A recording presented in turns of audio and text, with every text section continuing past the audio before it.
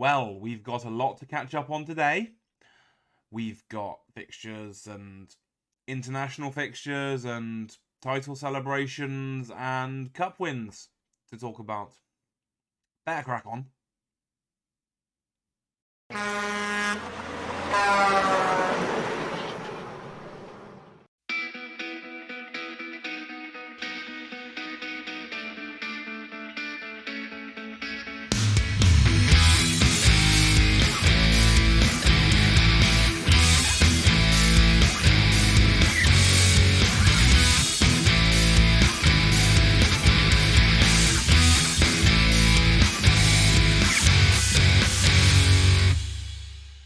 Hello, my name's Damien, I am Backtracking Football Manager, and welcome back to Gibraltar. We're going to do some national team games today because we haven't. We have Finland away then home in the European qualifiers. Largely this is an episode just to bookend the season.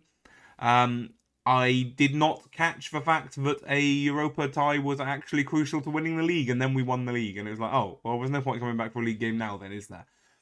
But I thought, instead of just diving two-footed straight into the summer, let's do an end-of-season game. And we've got two international ties, like I say, Finland away, Finland home again. Yeah, you probably want to see this page. We were the champions, my friends. We ended up beating Europa by 4 points after they dropped even more. When did they drop more points? It wasn't just us. Oh, no, it was us. Gosh, we took 3 points off them and we were 1 point ahead of them. Yes. A plus 50 goal difference. 17 played, 1 draw, and 2 losses. The 2 losses were both against Lincoln. And the draw was against Europa. Yep. 4 points clear of Europa and, I mean, lots. What's that? 15? 15 clear of Lincoln. And inside the European spots by 32, if we're still counting that. Champions. Quite happy with that. Like I say, it was always on the cards for this season. Europa haven't played very well this year. Again, I've talked about this before. They probably have slight issues with the squad registration rules, that the game doesn't quite understand how to fill the squad in such a way as to be okay with the registration rules, I guess. Honestly, it's a little bit of a worry, because Europa getting into a group stage happens because they have free reign to lose a couple of qualifiers, whereas now they don't. If they lose the first qualifier out the bat, then we're going to struggle in Europe as a nation again. As much as it makes it much easier for us to get into a group stage, it makes it much harder for them. So, I'm not certain this is good news. It's good news for me because I've won the league, but I'm not certain it's good news for Gibraltar. Although it's worth pointing out how much more difficult it was this year. This is the 2035 summer, and it was finally taken me a few years to get to the point where I can just win the league, whereas previously with Europa, we just went up there and just started battering teams. It does mean that next season we're probably not going to look at the league all that much, because there's no real point. If we are going to win it again, maybe we'll come back for a Europa game in the middle. But for the most part, we need to focus on European games. And we do need to keep these seasons short. This is episode 9 of this season, or possibly 10, I've lost count. We need to keep these seasons shorter than that, or we're not going to get anywhere near even an international tournament if we're not a bit quicker. I'm going to try and keep them down to 6 episodes a season. That's 2 weeks. And then we can have, 8, 9 more seasons, maybe? August 31. Something like 9 more. Wait. That's 9 more weeks. So there's 4.5 more seasons. We'll see what happens. I'm not necessarily going to go jumping 2-footed into the next FM anyway. Because my next idea needs a data pack. So, we'll see. Anyway, the other thing that happened is that we won the Rock Cup after beating Lions 5-3 in the final. Weird final, it has to be said. We knocked out Europa in the semis by 2-0. It was a weird game. They didn't have much of it, but they kept scoring goals. It was very annoying. I asked them to stop, but they just weren't having it. So we go back over all of the fixtures. Obviously, it's housekeeping at this point. What do you last see? Europa and Lincoln, wasn't it? So St. Joseph's beat 3-0. Williams embraced Caetano with another. Carabao home and away. Of course, that's the one you saw, wasn't it? Man 62 was 2-0 win. Then we beat 4-0 in the Rock Cup final. 2-0 over Montes Calpe. 5-1 over Lincoln. Chris Eaton, 2 for Williams, 1 for Howe and 1 for Ives Pereira. Then Europa in the Cup, 2-0. Europa in the League, 2-0. St. Joseph's 4-2 and Lions 5-3. As for the international side, there's been a bit there as well. If I can find the right button. There we go. We played England and got beat 6-0. And we played Sweden and got beat 3-1. Now, Shakir Omar. Fans of Aussie Villain will know that name inside and out. I do wish he'd go away. He's been pestering us for a while now. He's wanted by Saint-Etienne. He's transferred us for 3.2 million. What do you reckon, guys? I've got that in the budget. Hello? 3.2 million, you say? Go on then. It's not going to happen, obviously. But it would be funny. But yes, so Finland away, then Finland at home. That's what we're going to do today. Transfer-wise, the window hasn't quite opened yet, I don't think. Nope, there it is.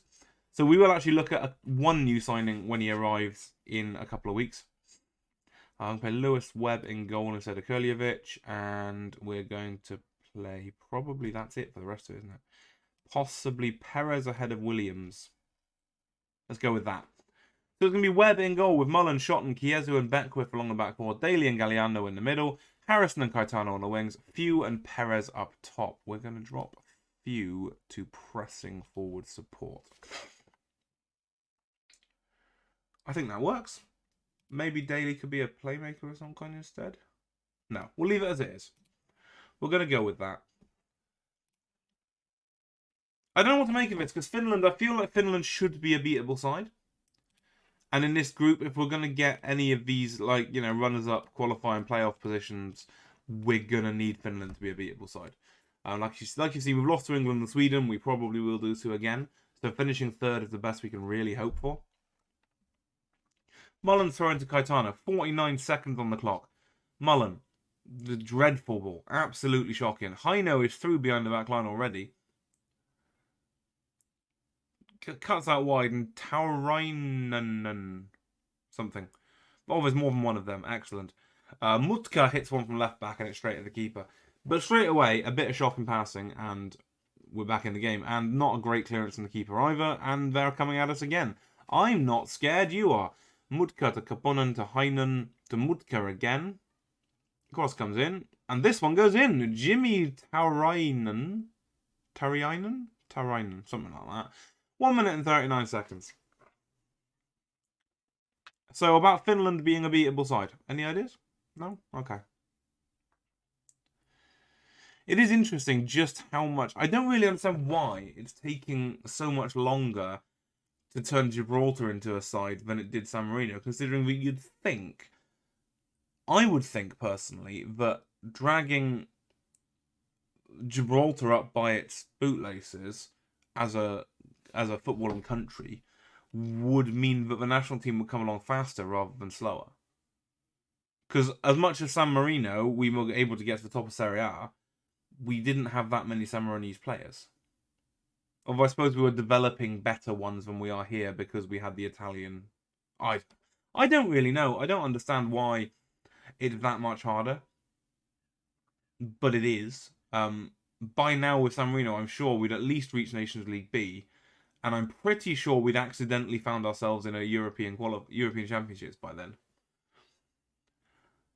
I'm pretty sure. Feel free to go back and double check for me. We're 2-0 down, by the way. It's been 10 minutes. Finland really shouldn't be the side that's able to do this to us.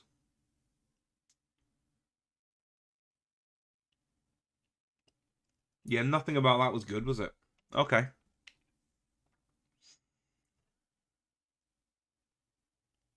I've not got a lot to say, really. This is disappointing. Mullen with a throw-in. Daly to Caetano. Stringing a couple of passes together, then a lump towards Perez. Nods it back to Galliano. Daly to Few. Back to Mullen. We need to create a chance sometime soon. That's a good ball over, but Perez doesn't chase it. It's volleyed away by the goalkeeper. Chiezu nods it down comfortably to Galliano. Daly out wide to Beckwith. That's a good ball. Harrison's on the inside. Perez is on the inside. Get the ball across. In it comes. Who's up? I didn't see. I think it's James Few. It is James Few. It's not the very best header, but it is a chance. 25th minute. I need to get the league table up, don't I? Oh, it's gone away. Mullen to throw into Few. Loads of space. Turns his man and then gets fouled by him, but it's not given. Kaponen to Lena. Shotton with time and space. Kiezu. I don't know. I was about to say Luxembourg because I saw it on the bottom there. Daly out to Mullen. Good play from Mullen. Caetano lifts it in. Daly on the volley gets them back. And 28 minutes in, it is 2-1. And suddenly we don't look like a complete and utter basket case of a team, which is good. Still a lot to do, don't get me wrong. But Mullen does well there at left back. God, I miss him from league games, you know. I wonder at what point we can buy him back. Probably when he's like 36 and completely unable to run up the left wing. Right, let's get a league table up there. So, as it stands, we are rock bottom.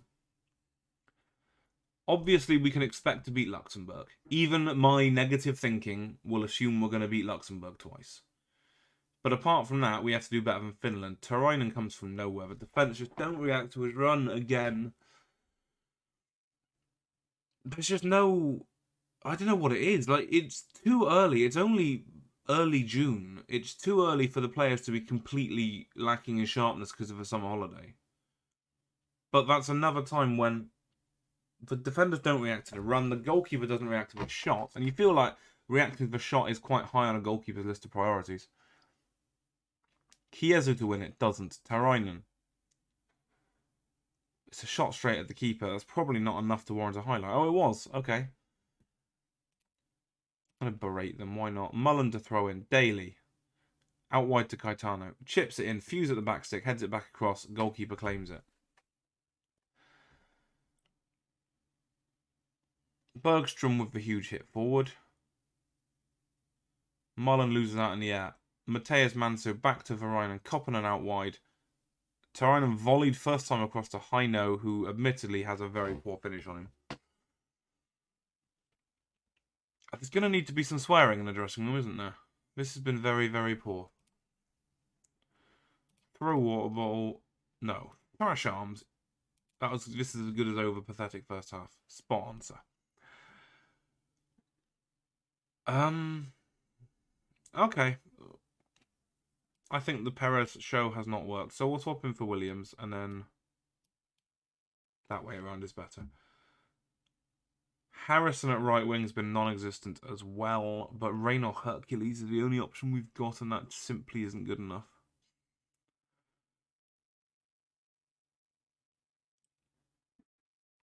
Actually, you know what? Yeah, Hercules, come on for half. See what happens. 2 of the 3 subs at half-time. Tell me you're desperate without telling me you're desperate. Demand more. Daly with a corner. Driven in. Headed down by Kiezu, and it's just over the top. That's the kind of chance we can't afford to miss in a game like this. And like I say, if we can't get an aggregate win, I'm going to call it, in these 2 games, which is looking unlikely right now, Daly lifts it in. Galliano flicks it on, straight into the keeper's hands. If we can't get that aggregate win, then this competition's over. Because we're not going to beat Sweden 4-0. It's not going to happen, is it? We're going to finish 4th. That's not high enough to get into any kind of knockout playoff thing. Heino in front of Tarainen, and again, where's Kiezu gone? Kiezu is the best defender this nation's got. Okay, the best centre-half this nation's got, but still, he's just wandered off. I was like, ooh, a squirrel. It's gone. Never mind. 68 minutes. Don't want to make my 3rd sub just yet, but I feel like it's coming on. Daly heads forward to Few. Hercules. Beckwith. Daly. I know I'm used to Europa, to Glasses being really good at the one-touch passing, but the passing here just feels so forced. Cross comes in, it's headed away easily enough. Tarainen hacks it clear. Seek is coming up the wing, seeking a chance for the... Yeah, I had to do it. You know I had to do it. He's getting it back. Tucking it in the bottom corner. Lovely stuff. Don't mind me, I'll be over here. You crack on.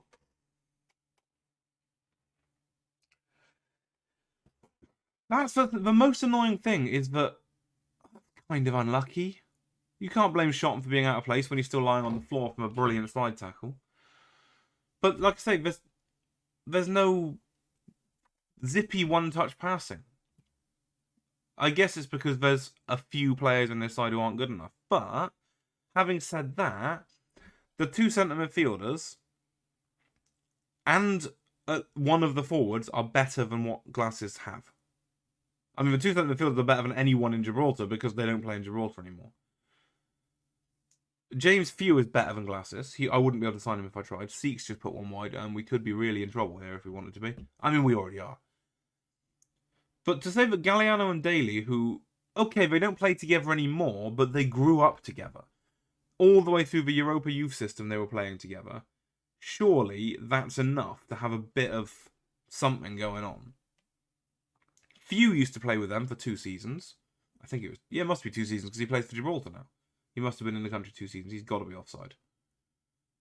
Webb catches it, so it doesn't matter. Maybe it is the fact that the summer holiday started a week ago and that's just thrown them off completely and they're all hungover from their celebrations. I don't know.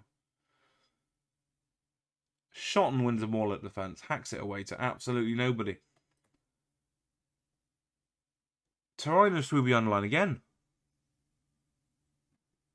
Shotton clears it off the line and passes to Caetano, so fair play for that. Taylor Carden, come here and have a debut, mate. It's what you want. 9 minutes into a 4-1 defeat. Absolutely what you want it to be thrown on by your manager for your international debut, isn't it?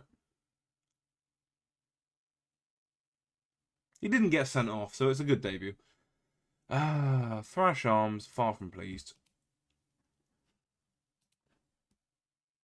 I don't know what to do about that, because I don't think... I mean, you know me, I haven't got any tactical skill anyway. But... I could play a deeper line, I guess? To fight that off? I don't know. We'll look at it for the next one. We have to win it 3-0 or better. Or out of this competition. So the vultures have started circling already.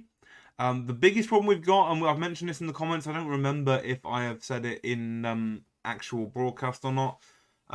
We have a lot of players on release clauses, and a lot of the younger players, there is no option to avoid getting a release clause in there. It's not even negotiable as to how much it is. Ice Pereira is one, Trevor is another one. Good quality young players.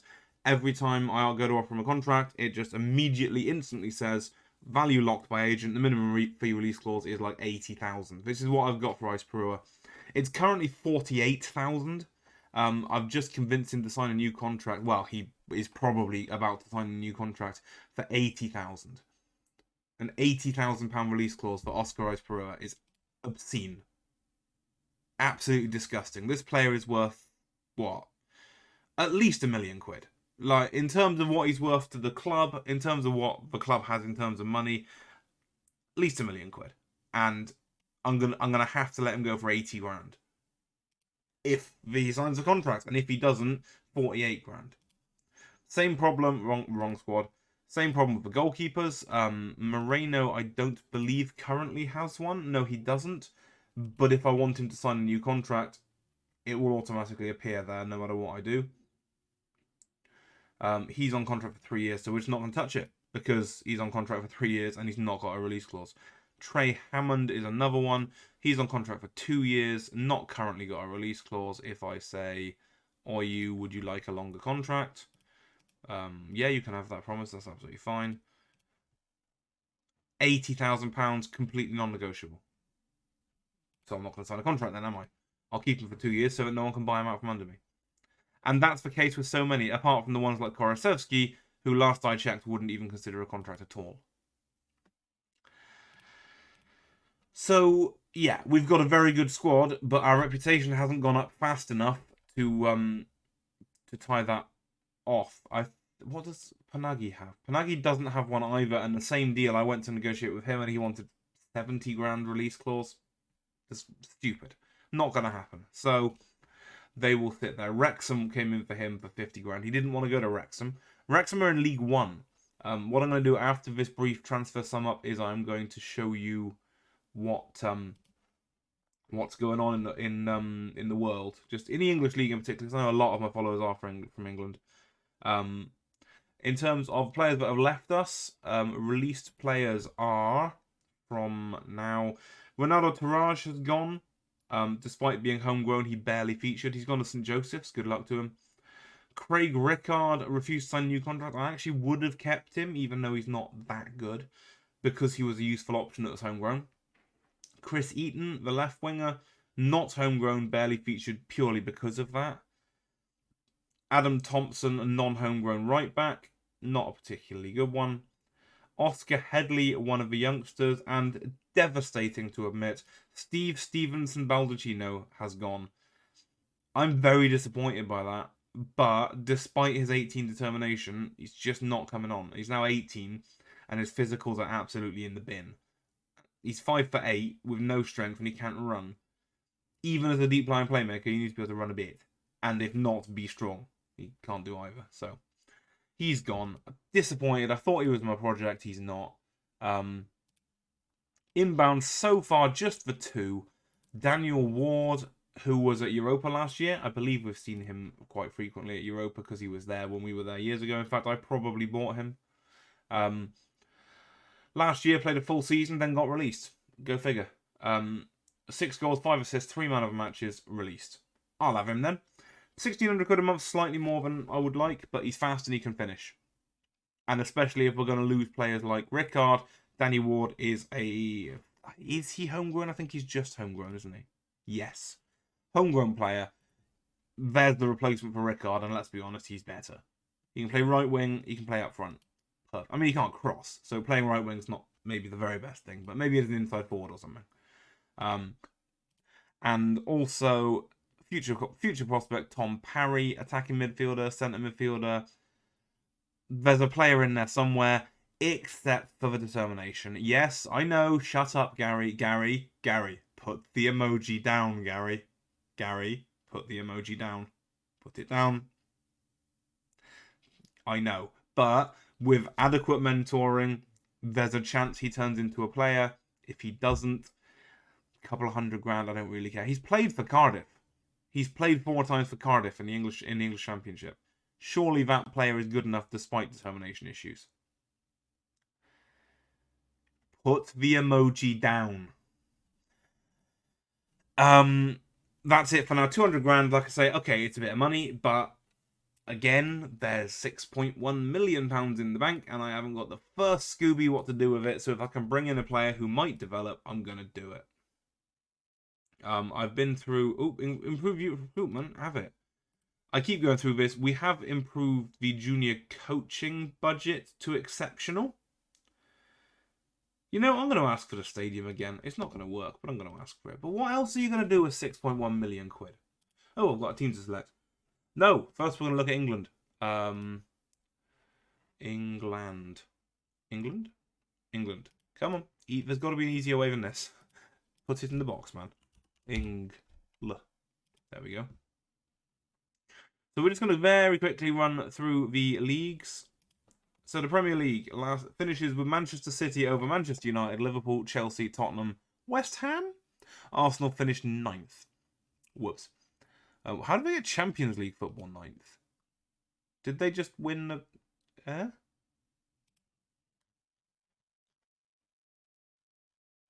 Oh, they won the Europa League with a 3-0 win over Napoli. Fair play. 9th place in Champions League. What can you say to that? Relegated were, oh dear. That's what you get for using the emoji. I know you have. Aston Villa, Stoke and Reading are the 3 teams to go down. No one particularly surprising in that top half. Norwich in the Conference League. Probably a bit of a surprise. Into the Championship. Again, we see the league table. Thank you. Everton. Forgot they exist. Everton to win the Championship. Again, no one particularly exciting out of place there, I don't think. Palace finishing 17th in the Championship. Maybe a bit of a surprise. Watford relegated to League One. Oh dear. Oh dear indeed. Right, League One shows us... Woo! The mighty Argyle promoted to the Championship with a 1-1 playoff win over Bristol Rovers. Oh, that's made me so happy. Okay, Swansea City winning League One. Huddersfield just behind them. This is where it starts to get a little bit screwy, doesn't it? Wrexham are up there as well. Mansfield, Stockport, Bromley, who have all made it into League One. Birmingham relegated to League Two. I know it's been a few years, but holy smokes. Birmingham City relegated to League 2 along with Doncaster. Into League 2, and we find Burton Albion. There you go, Custard Profit, if you're still out there. Burton Albion promoted, or not yet promoted, who are winning in the playoffs, but not yet promoted. Wait, are they? Yes, they've won the playoffs. Idiot. Yes, because, yeah. Harrogate's still down in League 2. Cheltenham Town, Grimsby Town, Scunthorpe, Bolton Wanderers, and the McDons. Oh, it couldn't have happened to a nicer club. Anyway, Sutton United and Hartlepool relegated out of the league altogether. One more step. Tranmere beat Blackpool. Blackpool, who are now in the National League. Ooh, I like that. Ooh, do I not like that? Exeter City, 7th in the National League the year that Argyle get promoted to the Championship. I approve. Other teams that might be worth noticing, not really. I mean, Hereford have made their way back nearly. Curzon Ashton, Morecambe, Stevenage, Crewe. Some big teams down here. I'm going to go another step because I keep finding big teams. Big-ish teams. FC United promoted out of the National North along with York. No one else really worth noticing down there. And in the National South, Gloucester City promoted with Ebbsfleet. Yeovil Town in the National South. Salisbury City making their way back up the tree. That's probably about as far as we need to go looking. In terms of other nationalities, we'll have a quick look. Very quick look. Where's the Around the Leagues button live? There you go. Around the world. Leagues in focus. That's one. Serie A is won by Juventus over Milan, Inter, Sampdoria. I don't know Italian football well enough to know if this is a good thing or not. Do we know Serie B? Serie B, Udinese, Empoli, Venezia. I mean, Palermo relegated to League 2 feels a bit weird to me, but like I say, my knowledge of Italian football is 2 years out of date now. So, where's the no, not stadiums. I guess we don't have Serie C active. That's fine. In the Bundesliga, I imagine it's probably Bayern Munich. What do you reckon? Stages, league table. Bayern Munich. Who knew? Only the 16 points this time. RB Leipzig, Bayern Munich, Frankfurt, Eintracht Frankfurt, Stuttgart, Borussia Dortmund in 7th. Yes, I am. You're absolutely right. I'm just stalling so that I don't have to play Finland again. Kaiserslautern relegated out of the Bundesliga. No, again, I don't know well enough to be able to pick out the names that are out of place. 1860 Munich in the Dreiliga, is that right? That doesn't feel right. But apart from that, I don't know the leagues well enough. Feel free to pause and look if you want to. A quick look at France. I can only guess who's winning this every single year. PSG, only there's 15 points in that league. Farmers League. Marseille in 10th, probably a bit of a surprise. Montpellier finishing 2nd, is that a bit surprising? I don't know. Ligue 2. Toulouse mid-table down there, is that? Paris FC and a chance of getting promoted to Ligue 1. That would be nice. Bordeaux champions. Again, my knowledge is limited. Spain. Villarreal winning La Liga over Real Madrid and Barcelona. That's probably quite surprising. I mean, probably quite surprising that Barcelona are still up there, to be honest with you. Real Sociedad in 4th ahead of Atletico and Bilbao. Levante getting relegated. That's probably about right, isn't it? Into the 2nd tier. Valladolid are down there. Racing Santander are down there. Elche are down there. And then we don't have the other leagues. So that's us done then for the oh, now I'm going to have to go and play Finland and I don't want to. Okay. We are going to make a couple of minor changes. We are going to bring the defensive line back to counter their threat. We're going to instruct a few more things as well. We're going to overlap and we are going to Be more expressive. I think I might have the players now to be a little bit more expressive. I didn't read you a team sheet. We'll do it in a minute. I don't want to be here. Kurliovic, Beckwith, Chiezu, Jones, Mullen, Galliano, Daly, Harrison, Caetano, Williams, and Few. It's basically the same 11 as last time. We're going to end their 2-match unbeaten run. Come on then, boys. And that's the team talk.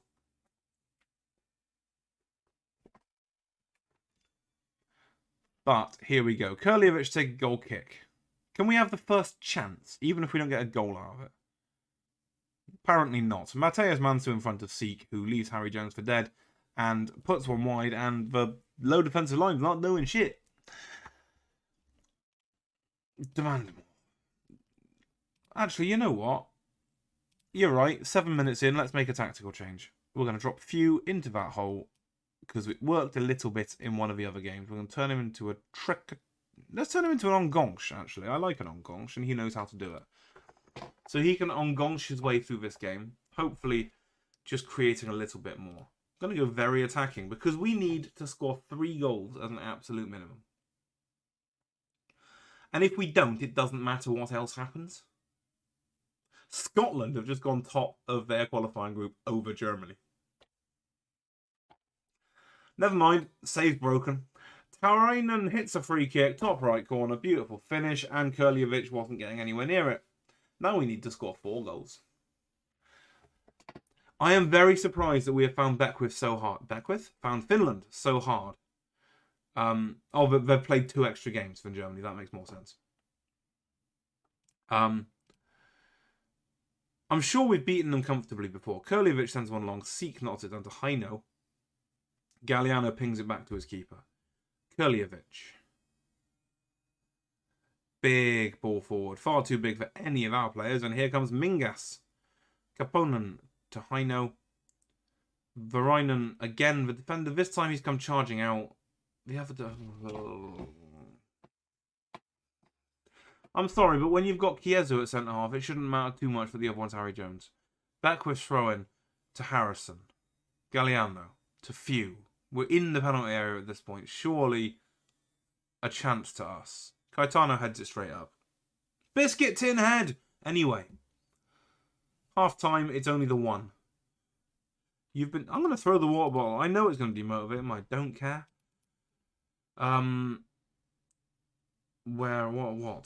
What?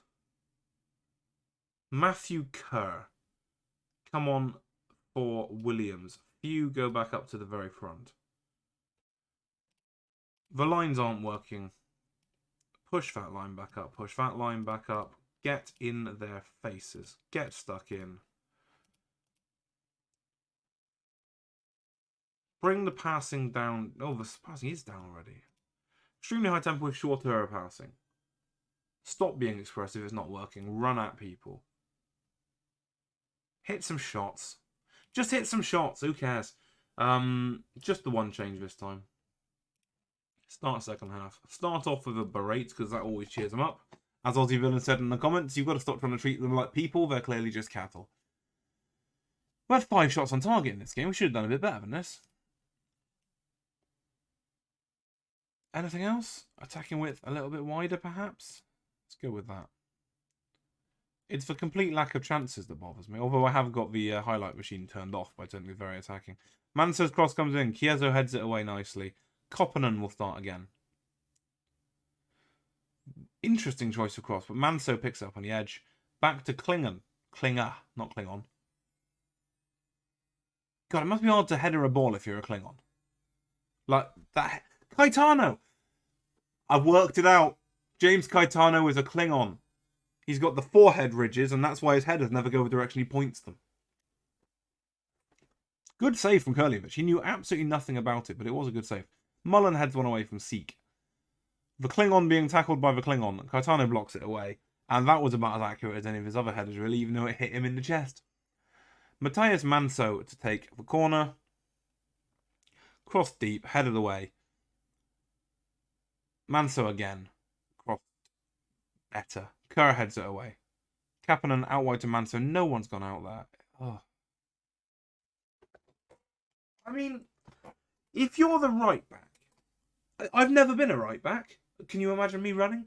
I've never been a right back. But surely as a right back, your first reaction is, right, he's going that way. Where is he going? I'm not expecting him to suddenly be there. I'm really not.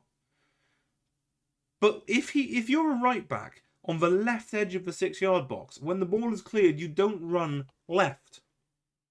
Surely. 12 to play. Mingus to Koppinen. Mateus Manso, Varon to Seek. To Buddhist. No, wait, hang on. Klinger turns Mullen really rather easily. Seek again, saved by Kurliovic. He was offside, I think. No, he wasn't. Splendid. Let's make the other 2 changes. Get it done. Who can we shoot? One of the only fit players on the pitch is Jones, who's having a shocker. What do you do there? Caetano off. Reynor Hercules on. Spin him around with Harrison. Oh no, they're both right wingers, aren't they? Oh, well, never mind. Not going to make this any worse. Carden can come on up front. Why not? You can have 11 minutes when we're being beaten this time. Tyronen crosses in. Beckwith heads away. Skitter to Koppinen. Seek flicks it on. Kurliovic makes a save, which is a surprising thing, right, really. Mullen. 5 to play. Nothing's happened. Like I said, I just don't understand. I don't follow how this is a reasonably good side and it's just creating nothing. Anyway, not happy. Go back to sleep. Go enjoy your summer holiday, quitters. And that's us out of that because we are now we're bottom. Because we haven't played Luxembourg yet. Even Luxembourg have got a point. Holy smokes, they got a draw off Sweden. Yeah. Right, never mind. There's always 4 years' time. We'll be back for the qualifiers, which is only about a month away now. So I'll see you there. Thank you very much for watching. If you've enjoyed this one, please do like, sub up, share with a friend, etc, etc, etc. Thank you very much for all your kind comments on the channel the last few weeks, in fact. People keep leaving lovely comments about how they're really enjoying the series, and I massively appreciate it. Today might not be one of those episodes that's a particular highlight, but I appreciate your comments all the same. And I'll see you on, where are we? Friday. We'll see you Friday for the start of season 17? 16, 15. 15. Bye.